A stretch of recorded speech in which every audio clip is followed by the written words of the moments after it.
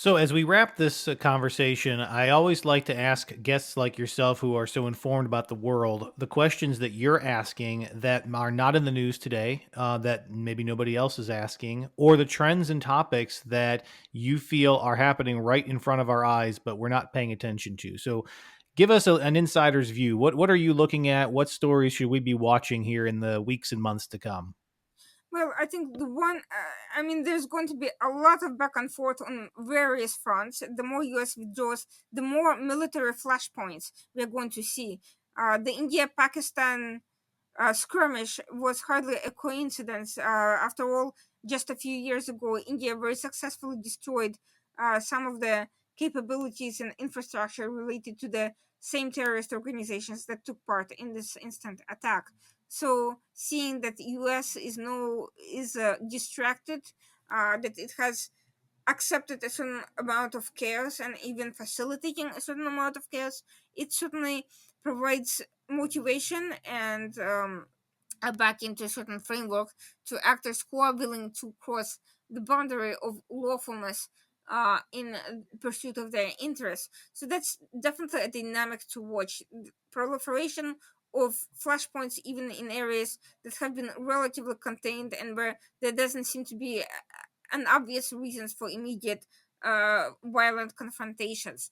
The second issue is and the rise of corporations and corporate government complex, not just military industrial as people like to talk about, but actually non-military. I would say more non-military than military. Really, if you see that the companies closest to Donald Trump, they're not necessarily the defense companies; they're the big tech companies with significant energy interests, and and cryptocurrency companies. So these sort of interests are likely to be playing an outsized geopolitical role, on par with some governments, and maybe more than some lesser active governments, in a way that will challenge the current understanding of geopolitics completely. When you have private companies buying up mines to affect,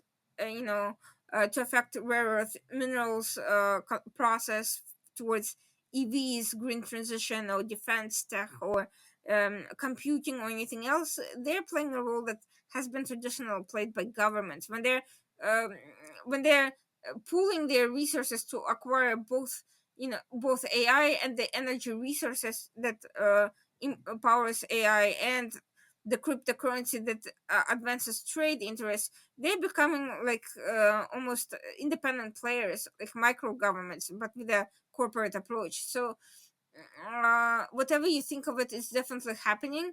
It's definitely playing a huge uh, role in the current transaction sphere. And some of these companies may be in the future running their own paramilitaries to protect their interests in high risk states and beyond. So, if governments feel that they're inadequately sourced to play an active political role, they could be displaced by these type of quasi-private interests with significant government links, and it's not necessarily going to be positive for many people.